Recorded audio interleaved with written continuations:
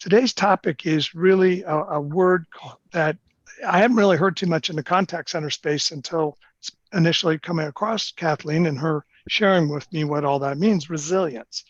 Um, if you look at the icon here, you can see there's a number of words that we've talked about over the years.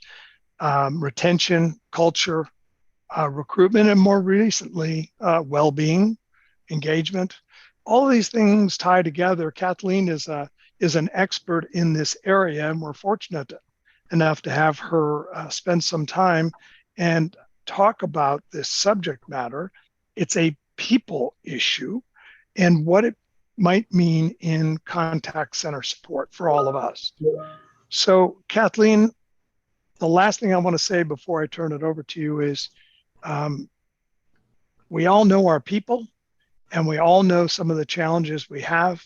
So as you listen to what Kathleen is sharing today, think about how this applies to either your clients, Corey, or to your own operations.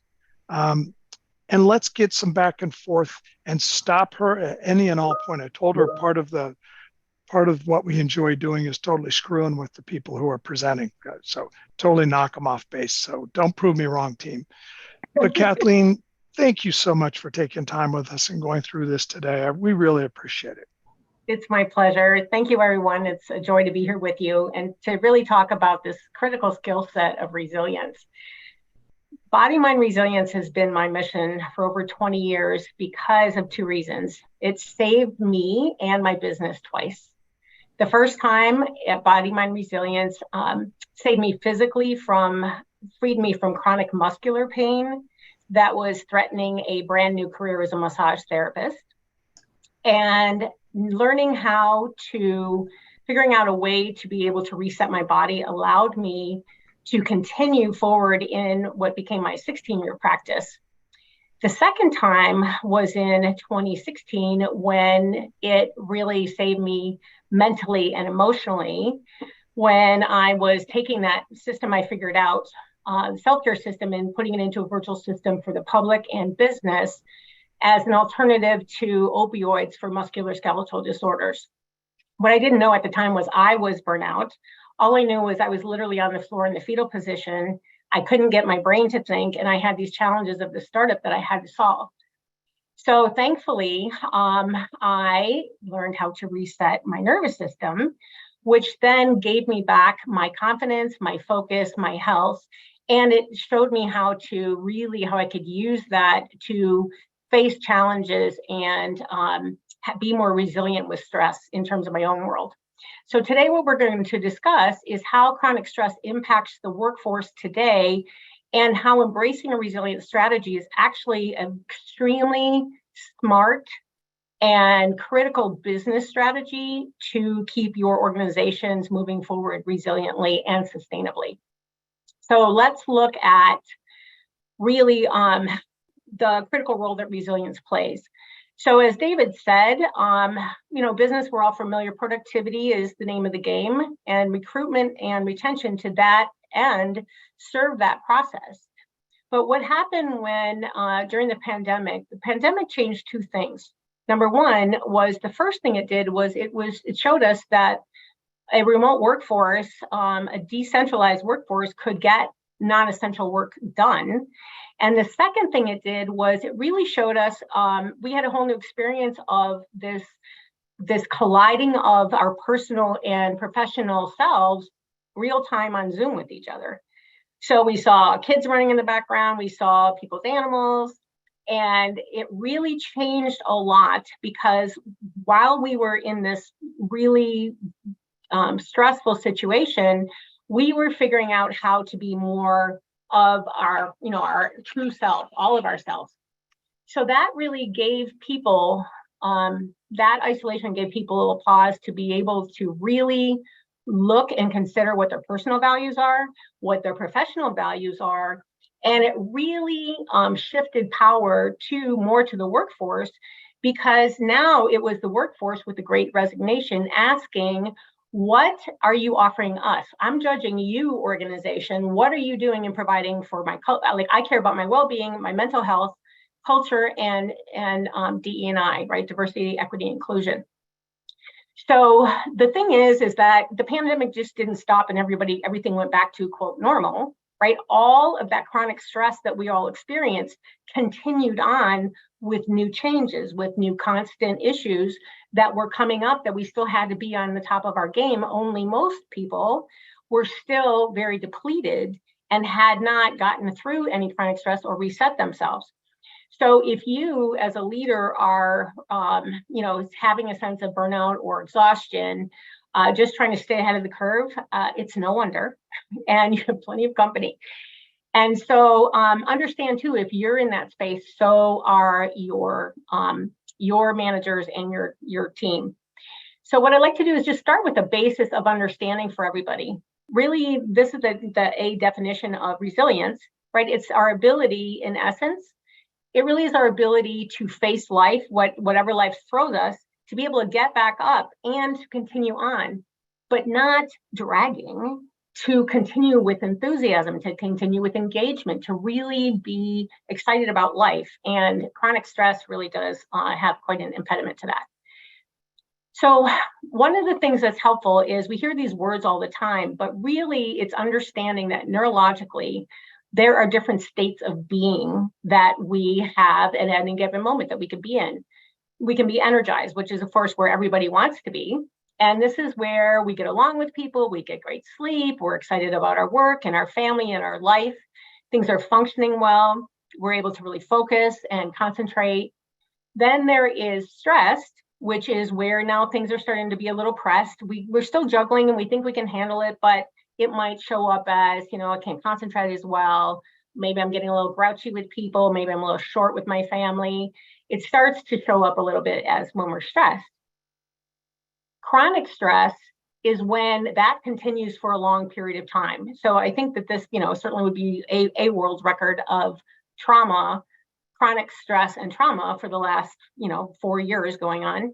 And so what happens is on a nervous system basis, it starts to wear on us mentally, emotionally, and physically, and show up in the things that we're seeing, where people are exhausted or overwhelmed or seeing more physical issues or anxiety and depression. Then it elevates when that keeps going. That's how you get to burnout. And burnout is when it's all of those things, but there's also this now sense of separateness. And the World Health Organization identified 3 specific traits of burnout: emotional exhaustion, cynicism, which is so skeptical is great. Cynicism is it's a negative bias to that, and reduced professional efficacy and a lack of caring about that on top of it. So when we start to see that these are aspects of our nervous system, it's really helpful because A, we're all in it, we're all individuals, and our organizations are made up of individuals.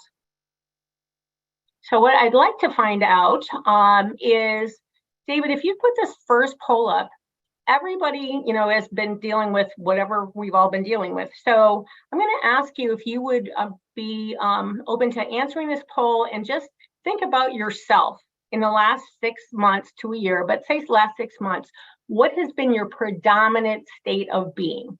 So this is helpful. There is a reason why we're asking gender for this specific issue, and you'll see in a minute. But it's really important to understand. So it's good that we have a number of energized people there. So yeah, so we're seeing that it's about almost at 47 and 50%. I'm pretty equal there. And then percentage-wise, we have what?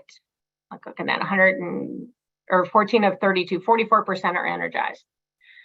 Okay, so the reason why I wanted to check in on this is twofold. Number one, it's good to understand where sometimes we're so busy doing everything outside of ourselves, we don't ever check in with ourselves to even know where we are. And awareness is the first factor of everything.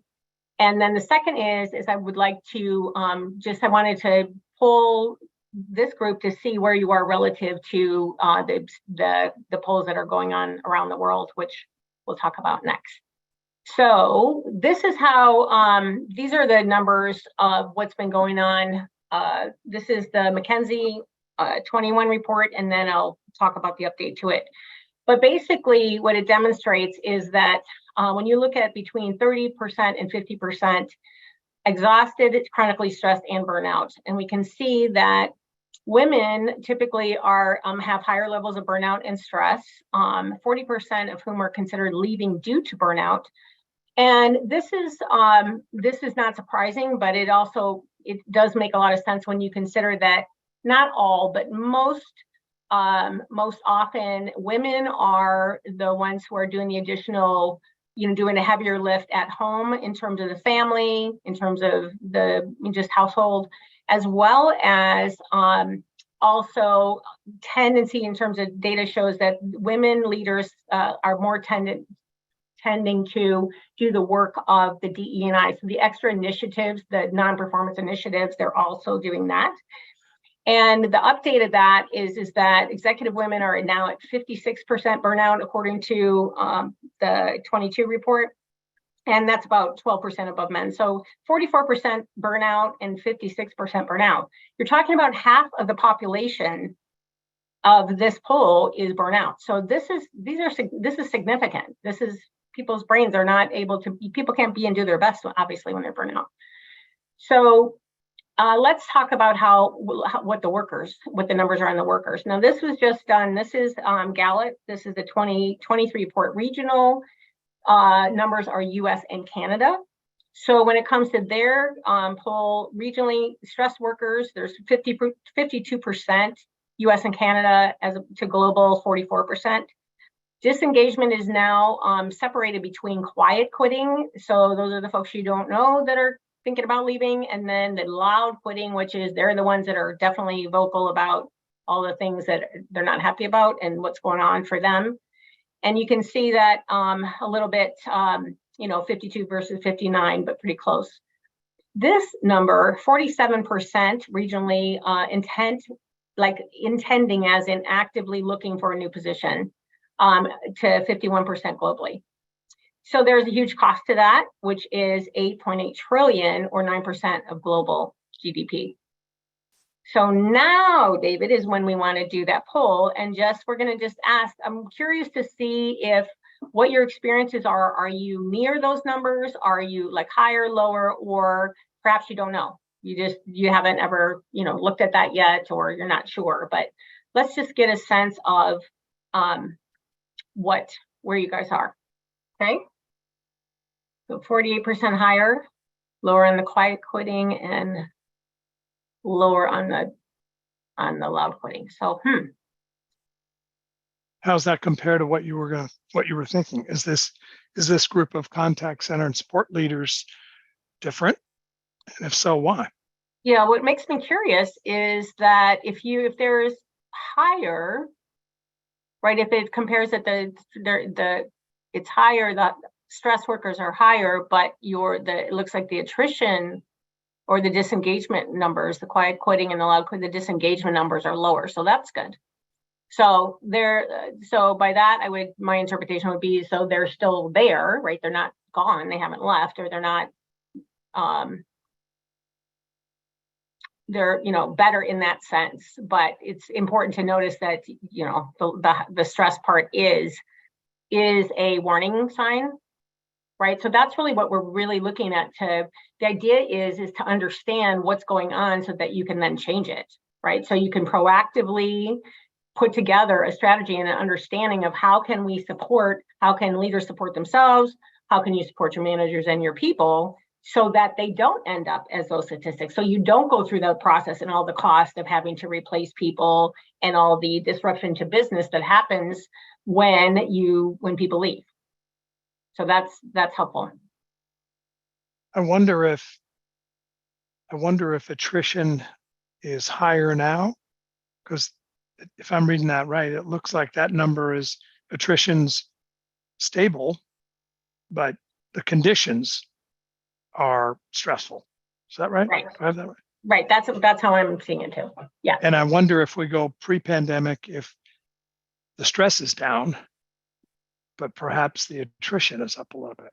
I don't know. Maybe I'm misreading this, but it's kind of like this. That's the nature of the beast. So I'm stressful. If I leave this job as a manager and I go into the same environment stress is probably going to be the same. So why am I leaving? I'm seeing it that way. I don't know. Any other thoughts from the group? All right, I'll take this down and see if did anybody say anything in the chat? Does anybody have anything to add about that? Loud quitting is what Michelle is offering up. Dan's comment, he says, loud, I would rather hear the issues. What would you prefer that need to be addressed than having to guess at them? So yeah, there's a lot of depends. I think people are, throw your thoughts in there about attrition. I'd be very interested to hear what people have to say about that. Yeah, well, actually, let's talk about this next thing, and that's right where we're going. Right. So, no kidding, we're right here. So, what's interesting is in surveys of employers typically rate like the number one reason or the top three as financial, right? Money is the reason why people leave. When MIT did this study and followed up again this January, the number one predictor of attrition is actually a toxic corporate culture. So 10.4 times more important than compensation. And the top cited elements of that, what comprises a corporate toxic culture is failure to promote DE&I, workers feeling disengaged, and unethical behavior. And what we're going to see is these actually tie into chronic stress in a second. And the other big piece of that is trust. So there is a disparity. 1 in 4 people in employees don't trust their employer, but the belief of employers, they overestimate workforce trust by 40%.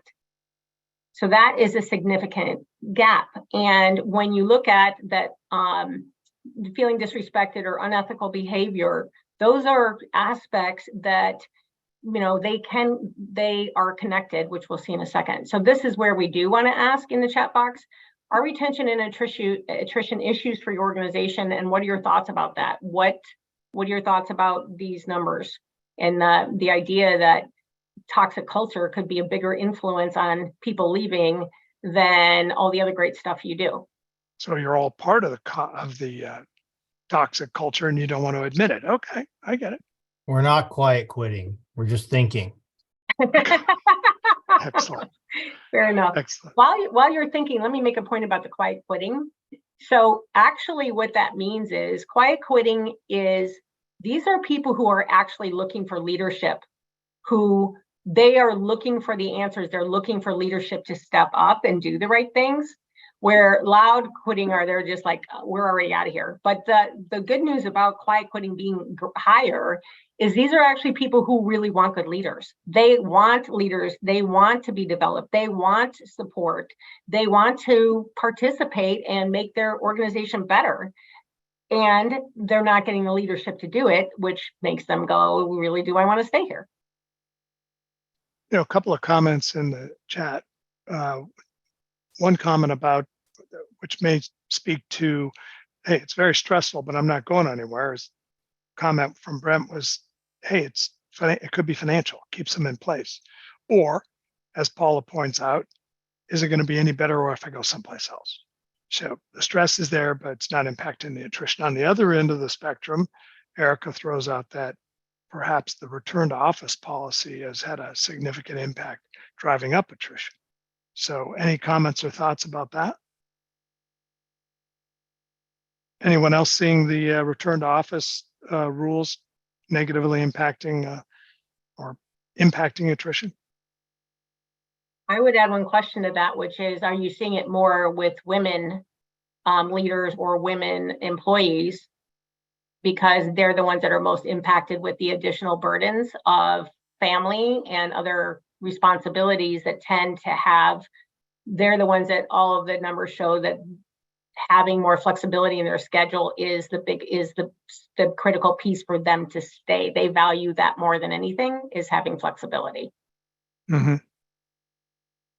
Yeah, and Michelle offers up that, making the process of doing your job difficult is really going to drive attrition. And there's been a lot of conversation in the last several town halls about process improvements, especially if we're going to have a new hybrid work model. Yeah, there's a lot to consider for sure. David, I see in the comments a lot on, return to office is a big issue. And I think that, everybody hears about this stuff. And I think it is reflective of sort of a perception that, senior leadership lacks empathy, and empathy is something that's talked about a lot. And it's one of those things where it's like, that's just the contrary to empathetic sort of approach to flexibility for, employees and things like that. So I look at this slide and I say, okay, 1 in 4 employees don't trust their employer. And what is the types of actions on the part of senior leadership that are, making employees feel that way? And that's probably one of them. On the one hand, during COVID, it was like, oh yeah, everybody go home and work. We'll support you. We'll set you up. You can do your own thing. And then as soon as that situation had changed, it seemed there was like a disingenuous kind of perspective where it's like, okay, things have changed now. We need you back here where I can see you. And that is the type of, I guess, attitude where you get people upset and not trusting their employer, just as an example. And there's plenty of others as well. So, just something I'm pointing out from kind of looking at the comments and correlating them with the slide. It's a great point, Greg. Yeah, it is a great point. And it is definitely it does feel like a bait and switch kind of thing. Just like person wise, human being wise, it doesn't feel right. Well, it's an inconsistency, right? Correct. Like, incongruence. Yeah. Yep. Kathleen, I don't know if you can answer this with any data, but Dan asked the question. He'd be curious to see if the data around geography and demographics of the studies. Curious if toxic would be defined the same way across generations or regions. Oh, good question. There is the other report that I just quoted, the Gallup poll. I can share it later, or I'll send it and you can add it in after the fact, David. The link to that. But that actually, what's great about that is it is all it's global. It's a global report, so it looks at all different regions and their different issues. And that specifically, their focus is more. It is on retention and attrition, and stress and anger are all things that are being measured. So that you can definitely get some correlations. I find that I kind of geek out on all that stuff. I just like to understand what's going on differently, but certainly different cultures are going to have different perspectives about this. This is MIT, so this is US. This study. All right. So let's. What I'd like to do now is really talk more about chronic stress and how it impacts all of the things we're talking about. And that what it does is chronic stress is like a pair of self-darkening sunglasses that you put on, but you don't realize you have. The more stressed you get, the darker the lens, the darker your perception gets relative to yourself, relative to other people, situations. It has a negative bias. And so it's important to understand that with regard to the nervous system, it's like a toggle switch, and it goes from one to the other. We toggle back and forth based on the perception of our nervous system of whether or not we are under threat or we're safe. And, the old saber-toothed tiger idea was like a physical thing, but these days it is mental, it's emotional, it's all kinds of things. So when we look at this is our emergency mode, right? When our nervous system perceives threat, it says, okay, I have 3 options I'm going to go into. We're going to either go into fight, we're going to go into flight, or we're going to go into freeze, which is overwhelm and shut down. Fight or flight is you're actively going to do something. You're going to run away, or maybe you're going to, fight, right? Run towards, run away, flight. But freeze is a shutdown. It is an evolutionary thing of our nervous system. It's kind of like the tortoise could only draw their legs and head in. It couldn't go anywhere. And really, the nervous system decides if that is the safest thing or the only option. It's going to put us in those modes. So these are automatic. And we're not meant to live here, though. But this is where we've been living for the last 3 years, with all of these triggers that every time, every day, every situation, one of these things are getting triggered. And you toggle through all of them, but usually when we were kids, we figured out one of those was our best coping mechanism. So we have a tendency to go towards one, as our kind of go-to action. So when you get triggered, like, do you get angry, or do you just immediately want to avoid it, or do you just shut down and can't talk or, deal with it? contrary, this is where we're supposed to live. We're supposed to live in the restorative side of our nervous system where we're healthy, we get along with people, which is the most critical part of this. Getting along with people, socially engaged, only happens when we're in this side of the nervous system. It's also where we get great sleep, our immune system functions well, but we are feeling safe, so the body is safe to be in this mode rather than under this threat perspective. So what Dr. Stephen Porges is a 40-year researcher, doctor of psychiatry at UNC Chapel Hill. And he basically did all this research that was life-changing, game-changing with the polyvagal theory, because he was the guy who figured out there's certain patterns to all of these three that are individual. And so he just did it as research, but everybody who was a psychologist or a psychiatrist working with people said, wait, I could use this. Trauma body workers, people who work with people with trauma, all said, oh my God, this guy's got this figured out. So basically what it is that chronic stress puts us in these predictable patterns that are biased negatively in how we think, how we feel, how we act, and then how it shows up in our health or lack of health. So let's look at this. So gold is fight or flight, red is freeze, and the white is all. So what we see in chronic stress, our tendency as just human beings with a nervous system is to make hasty decisions. Skepticism becomes cynicism. And then on the flight side, we tend more towards worry. Freeze, you can't make a decision to save your life. And then impaired judgment and memory issues and negativity are all part of this bias, the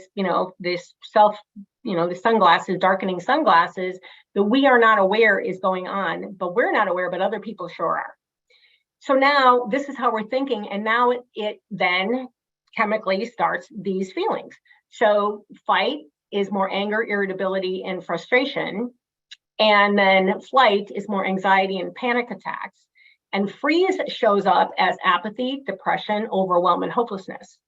So what we can see is those are very different, right? These are the first ones are all going to do something, and the other ones are doing nothing and leading to more serious things. But again, these are patterns of the nervous system that happen when your nervous system starts, I'm just going to say fried, right? When it's getting overburdened and overstressed without having any relief. So now we're thinking it doesn't feel good how we're thinking, and it certainly doesn't feel good. So now we're going to look for some way to get rid of all that because we don't want to feel this bad. So we're going to do something.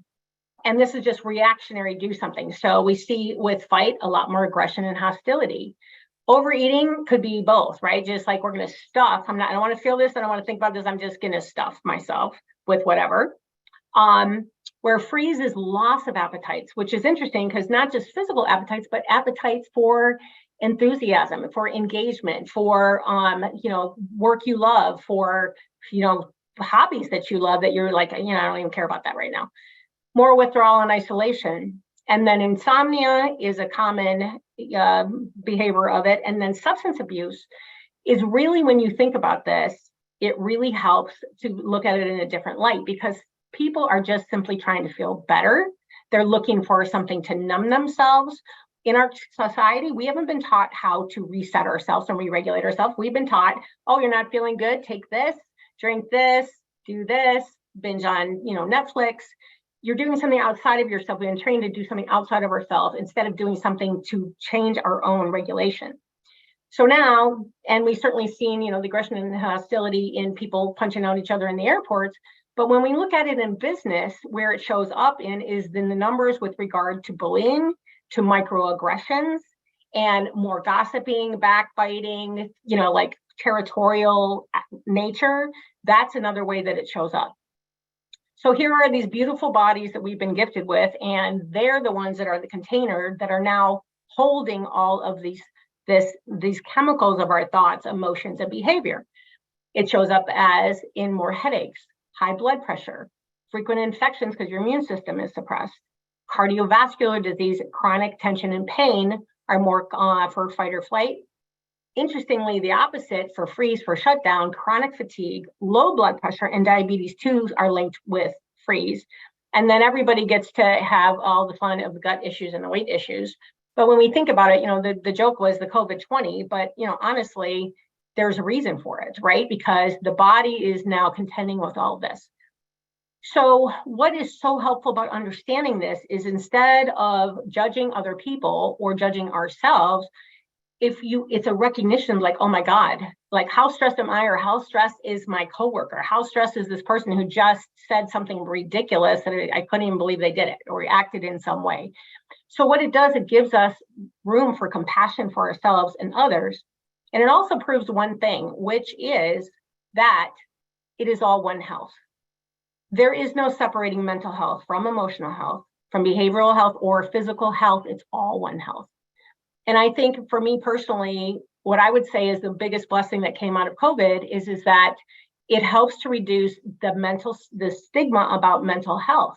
Mental health is not different than body health, although we just haven't been taught how to work with it, or to be able to not be fearful of it. But it's all one health as individuals. And then you extrapolate this.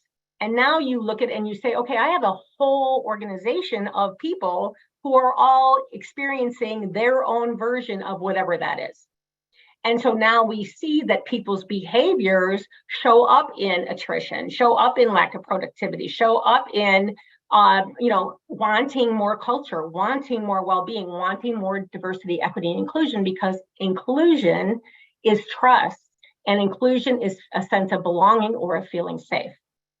So when you look at this, it starts to make some great sense, like, wow, what if I just started working on resilience and made that the number one thing, the number one strategy across the company, that we now did this, because what it's going to do is everybody is going to be healthier, mentally, physically, and emotionally healthier, to then be able to bring their best selves to the table.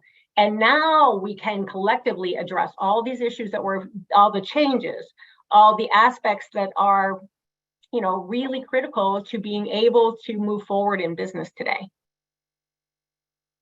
So here are a couple key components of our resilience strategy.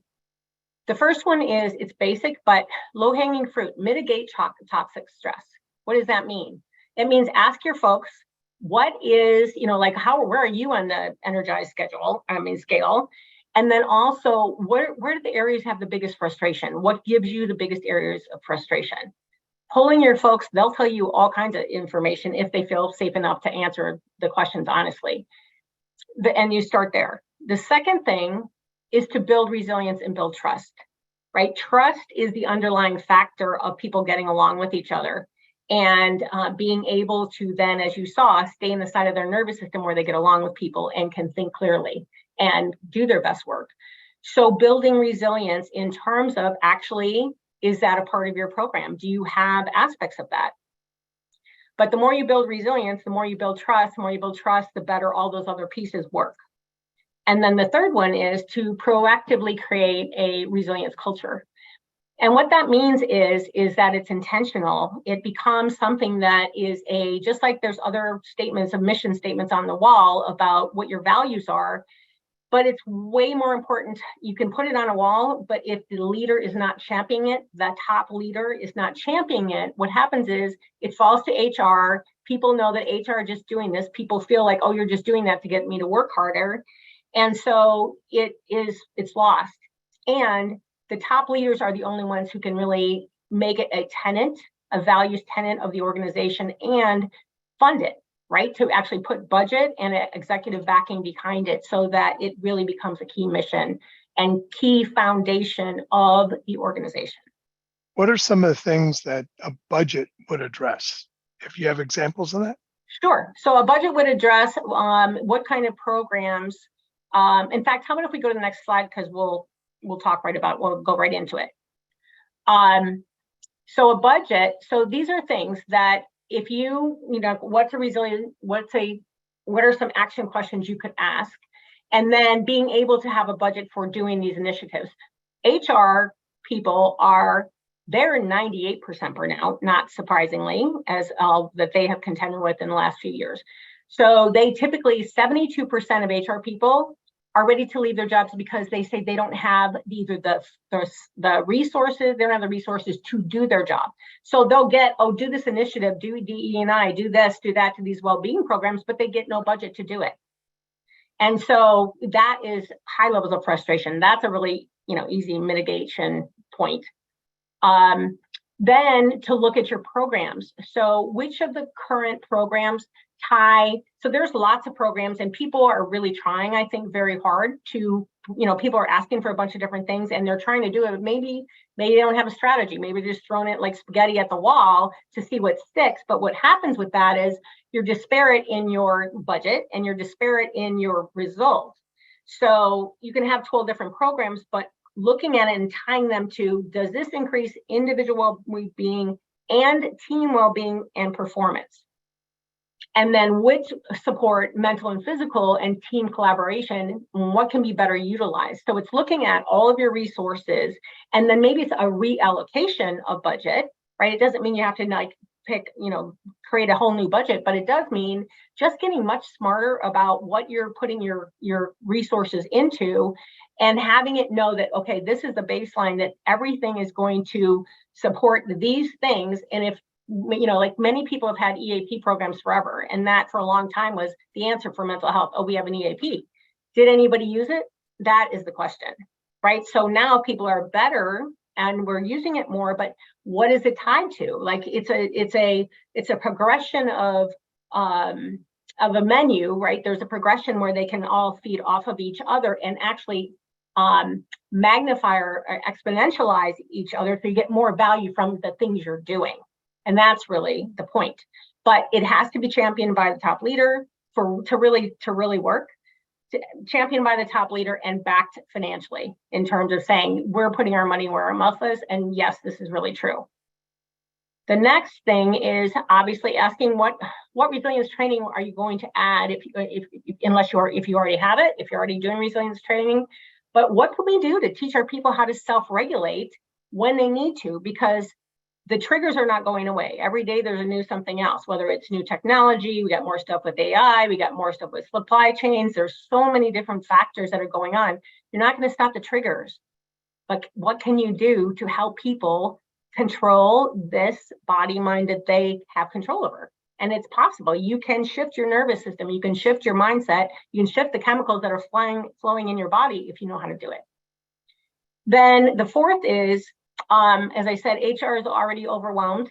They are honestly so fried. I work with a lot of HR folks. And same thing with the executive teams, right? Because you guys have all been the ones who have been holding the fort down. And it's understandable that those burnout levels are so high. So why not get support, right? Why not ask for support from folks who know how to take these things, bring them together, and look at the overall of what you're doing to say, okay, let's work pull these things that you're doing are great. Let's add this. And now we have a whole holistic, sustainable plan that you now methodically scheduled work through your organization. And it's a very effective way to show consistency, to show that this is not the flavor of the day, but it really, and then as people are going through it, when leaders are the first ones that start changing, because who they're being is different, that is neurologically experienced by, we can feel people before they say anything. You're like, oh, not the day to talk to them today. So when they change, and then managers and supervisors, when you start working with those first, and now the neurologically influence already changes the culture, and then you work it through progressively so that you help everybody, or you can do it in different ways depending on your organization. That's always, it's always a customized thing to understand what is your specific needs, what are your needs, and then how do we help you get the results you're looking for from using this process. I knew there was a term for it. I have been hearing lately a bit about the wellness departments within organizations, and I know LinkedIn has a wellness director. I know a number of organizations have wellness directors. To be frank, I'm not sure how that factors into any of this, if it does. Or is that just hey, we went and created a department, we hired a couple of people and they know how to do jumping jacks, so we're all good. Do you have any perspective on wellness departments? And if so, how does this all tie into that? Well, ideally, right? If you're going to add a new function like that, this is who's doing the, not championing, but this is who is doing the lion's share of the actual execution of the ideas. So for me, wellness is much bigger. So it's come a long way from 20 years ago when it was literally a lunch and learn, and okay, we're going to talk about nutrition or this specific thing, and those all have their place. But who we are now as humanity, we need way more than a nutrition consult, right? I mean, we are talking about 50% of the population is burnt out, or thereabouts, 30 to 50%. This is a different level. So it's really, I think the blessing in again, COVID and being on Zoom with everybody is we're not separate anymore. Like who we are is like when we say you bring your whole self to the job, well, your whole self is all the messy parts too. So wellness is really, we recognize that it's financial wellness, it's physical wellness, it's mental and emotional wellness. It's all of it because we are all of it. So ideally, a director of well-being or that, chief well-being officer or whatever, titles and descriptions are given, is they have the backing of the C-suite. They have the backing of the top executives who are saying, we are funding this. Because if it's another one, which is we have it in title only and no, you have no budget and no, yeah, you could do what you want, but you don't really have any money to do it. Or I'm not really backing you, but go ahead. That is going to be a waste of money. So it's really about taking this really to heart, that if you can understand that we're talking about individuals, we're all the same in this regard, and we all can use to be stronger in our resilience, which then actually allows us to be those amazing people that we really are, that are just covered over with all of this, with this stress and trauma that we've been in. But it can be shifted. You can do it yourself. And then what happens is what I see is now people, because they can do what they can do. Like if I can shift myself right now and I can have a really difficult conversation and I can be present and stay here and listen to that person and get through a difficult conversation. Now I'm more likely, when I know what I can do, now I'm more likely to say, okay, you know what, and I really do need to go talk to somebody. Like it would really be helpful. So what I'm seeing is in organizations who do that, now their other services are getting more utilized because they recognize I'm better because I'm in more control than I thought, and I can handle myself. But for these issues that are stuff that I haven't dealt with, I'm going to talk to somebody about it. And so it really opens a dialogue and allows people to just be more authentic in who they are and what's really going on. Seems to me that just opening the door and allowing for that is a big first step. And I think that kind of dovetails with Amaya, what you just posted in the chat. You want to extend or expand on that thought, Amaya? Hi, yeah. So, having a program or a department to come in is definitely helpful to get things moving, right? But culture is my passion, my degrees, all of that. And so I'm very cognizant of when the leaders do not authentically adopt the things that the amazing things that you're talking about, Kathleen, or anything, it doesn't stick. It doesn't take. It's a bunch of this. People know it, they feel it. And if there's a culture that already has the flavor of the month without authentic leaders walking the talk, it's more insulting than anything else, right? So they say, what runs downhill, right? So the space that the leader holds creates the space for the entire company. So you got to walk it like you talk it, or just don't even pretend, don't even try. So I'm thinking here, go ahead, jump in. Go ahead. I was just going to say that the one thing that Kathleen had mentioned was just that, having budget for certain things. You know how much it costs for, leadership to be authentic? Zero. Being consistent costs zero. Being honest and empathetic costs zero. Recognizing people doesn't cost any money. Empowering people just costs nothing. So I think Amaya's point is number one. It's paramount. So I'm looking at two environments here. Kelly, get ready with your unmute button, and Candy, you too. So we've got, just to me, these are perhaps extreme situations. So one in being the U.S. Postal Service and one being Texas Workforce Commission. Just as soon as you get the words out of your mouth, Texas Workforce Commission, stress level goes up. I mean, it's already baked into the equation. How would these ideas go over in those environments, in your opinions? Kelly or Candy. Kelly, go first, please. Yeah. So I think Amaya just summarized it the best, is that if you get the leader there and you can get the leader engaged on that, I think that these ideas can really soar. I think that for a place like the Postal Service, it's done facility by facility.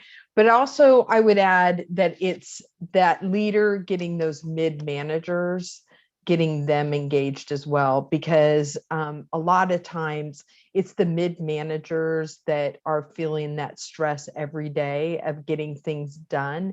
And so, you know, I've also seen it that the top leadership might be really engaged on this, but they got to win the hearts and minds of those mid-managers, because those are the managers that are really the CEOs of each of those smaller departments, especially when you're looking at really large organizations. Mm-hmm. And that's where you can really drive that cultural change, and in my experience. But to Maya's point, if you don't really make the right investments, programs like this can be your number one disengager, because people just can see right through it. And so you really got to make sure that those top leaders, as well as those mid-managers, are really engaged and really believe in it. Kelly, can I add to your point, because I think it's so important? Middle managers, I call it the stress sandwich. Yeah. Like they are literally in the stress sandwich, where they're getting, here's our initiatives, here's what you have to get done through all the people that you are now working with face to face. And so they really get a double squeeze in that. And the thing is that, Amaya, to your point, who a leader is being is the culture. Who they're being neurologically, who they're being is the culture. So that's why it's so critical. And when they shift, physically shift, they can feel it because it's neurological. So they can actually, like, what the heck just happened? I'm feeling different.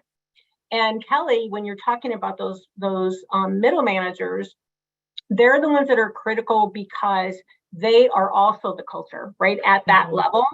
And so those two, that is why it's always recommending that all the leadership, and then basically C-suite to supervisor, in my opinion, is always first, because who they're being, God bless middle managers. Honest to God, I think that they have the hardest job, because there's so many expectations. And here's what happens when you're chronically stressed. Remember how we said that social engagement isn't available? So here are these folks whose job is to manage other people, to get along, to listen to develop people, and they're in the side of their nervous system that is in threat.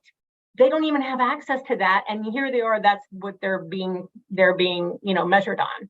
So they're critical to have those skill sets, because they can actually stay in the side of their nervous system that allows them to have the skill sets and the presence to be engaged to develop those people. So I think in some ways, like, those are two, they go together, the C-suite and the middle manager. So thank you for bringing that up. It's a really important point. Candy? I was going to say that from my perspective, where I see our organization, we have a highly engaged executive director who communicates very effectively. We have some programs in place that are part of our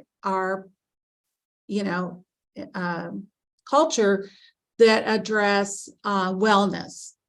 And but what it really comes down to, when you're talking about an individual and the amount of stress that they have, with regard to their job is their relationship directly with the people that they report to.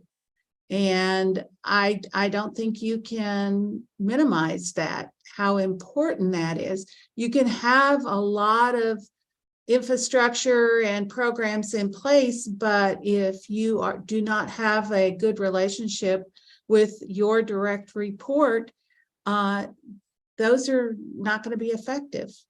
So I think it comes down to having great relationships and communication, especially in this remote work environment. You know, you don't get to lay eyes on people frequently, and you can't just walk by and, you know, give eye signals, you know, or hear what's going on. So the remote aspect of our work does add some complexity to that. That's my perspective. Thanks. I know we only have a minute or so. Pauline, you're seeing it across a lot of verticals and a lot of operations. Do you have any thoughts around this? Well, I mean, I want to add a couple of things. One, recognition is something that can definitely come into play and can help break down some barriers. It's obviously something that can be done at a corporate level through organizations that do recognition programs. And it's a great way to engage your remote workforce, that you can have a system of recognition that either just sends them a recognition, or it can also be point related where they can get prizes. There are companies out there that do that. I'm more than happy to connect you guys with it. If anyone wants to have a recommendation on some companies, I can definitely do that. I've done that in a previous life. The other thing is that this is something I'm seeing personally coming into my yoga studio. I'm a yoga teacher as well. And I'm seeing people that are burned out and seeking out ways to fix mind, body, soul at the same time. And then we're also seeing people coming to us at all different levels of an organization and saying, and telling us the same things that Catherine shared in terms of, that she shared in terms of the signals that we're seeing in terms of and stress, and looking for greener grass someplace else. We're seeing it from the contact center agent all the way through. But that trust levels in people sometimes don't have anything to do with their current organization. It's how they've been treated in the past, whether they've been laid off, or their spouse has been laid off, or their parents were laid off, or their people, their neighbors, that there's stress and trust issues. That is something that as employers, it's a cultural thing at this point, that trust in one's organization. You know, you can trust, but it's, you know, it's not something that can be easily built back up again. But as leaders, we have to have the backs of our people and go the extra mile for them. And that's how you build trust up within a department. And it can start with your own small recognition program, and being supportive and listening to folks about where they are. And when they come to you and they have one of these bad behavior situations, having been through this conversation, that I think is very important. We can empathize with them, identify that they may be having more stress than it's just the situation, and not pull triggers to hurt somebody professionally, because they have had an outburst that may be a buildup in signs of other stress related things. So I think it's a really important discussion. And, you know, if people are feeling this way and you see an outburst, it may be a sign that they are considering quiet quitting. It's a small, loud outburst rather than something that is the situation at hand may not be the thing. It may be just an expression of a larger problem. Yeah, we're spilling over. Matt, real quick, you had your hand up. Yeah, and I just wanted to comment on what the last two, and sorry I was not here for most of it. I completely agree. I also think that one thing that I encounter is some people think they're really good at it, Pauline, and they just aren't. They think they're really good at managing people and reacting the way that they want. So I think we also need to look at the people who are doing it. You know, we have all these things in place, but they're actually not good at it. I kept encountering that in a previous position where, you know, I would say, okay, I'm going to observe. So I think that's a really, really great thing. I also think we need to observe them too, because people think they're better than they are.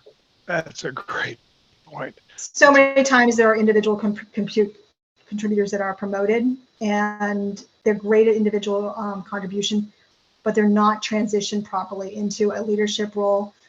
They're transitioned to a manager role without the leadership skills that we don't invest in that first line manager to teach them how to transition from star contributor to emerging leader. Kathleen, go ahead and pull up so people can get that final pieces of information that we chatted about as we wrap up here. Thank you, Pauline, by the way. That's very helpful. Thank you. So if you would like to have any support on strategy or resilience and training support, you can connect with me. You can just use your QR code and put your phone on this right here. And then I will also add it into the chat. The feedback survey is just simply, I'm asking you, how was your experience today? And then just to get your feedback, I always really like to understand and know what benefits you receive out of what I've shared. And then also, if you want to be connected and if you want to schedule a conversation, we can do that and you can put that in. And you can take a screenshot of this. And then in the chat, I will put in here's the link as well for the survey. And Kathleen, I know people can find you on LinkedIn. Is there additional content that people can request of you that you can share? I'm sure you have a number of things. Oh, gosh. But Yeah. So yes, you can reach me directly here at my email, or you can reach out to me on LinkedIn. But I also I have a number of things on my website. I've done a bunch of video clips on LinkedIn talking about different subjects, all relative to this subject and different components of it. And then I also have a bunch of stuff on my website. So I have lots of ways of resources. The best thing is to have a conversation, because then the more I understand what your individual circumstances, that's really where I would have a great skill set with identifying what you're dealing with, and then offering those services or ideas about what would make sense for you to work where you're working from in a great way. And that's, it's just a simple conversation to see if that would be helpful for you. Yeah, for those of you who know the membership and the way we roll, we wanted to take a big step forward on this subject. We've talked through the last few town halls and nibbled around the edges of this, but it is so important. And so many of you privately have shared with me some of the things, and I'm sure with you, Lon, as well, some of the things you're dealing with, and it's really unknown and uncharted waters. So that connected us to Kathleen. We took a little different approach to town hall today, and we're going to ask Kathleen if she wouldn't mind staying engaged with us as a consultant, so that she has access to your questions. So that's our game plan right now. But we're not letting this subject go. So many of you put in the chat session, great topic. I don't think we cured anything today, but I think we took a big step in opening up the conversation. And it's just so darn important, because we can easily get caught up in, well, if you just upgrade to 2.0 on the WFM, everything is fixed. I mean, it's just, it's not a tool solution, it's people. And I thank you, Kathleen, for taking time with us today as a group and really sharing the perspectives and experience you have and get us all thinking. I really do. And for those of you who contributed today, as always, thank you so much for your contributions. The recording will be available both through the Slack channel initially for all the members, and then ultimately will surface to the website. And I will tell you that we're looking, so any of you that have content beyond Kathleen, we're looking for more articles and contributions, content that you can share with us, so we can continue to extend this conversation. And I think it's going to be something that we are talking about 3 to 4 times a year through town hall. So thanks everybody for participation. Sorry we ran over. That's not our norm. Kathleen, great job today. Thank you so much. Thank you so much, everyone. It's been a pleasure. Thank you.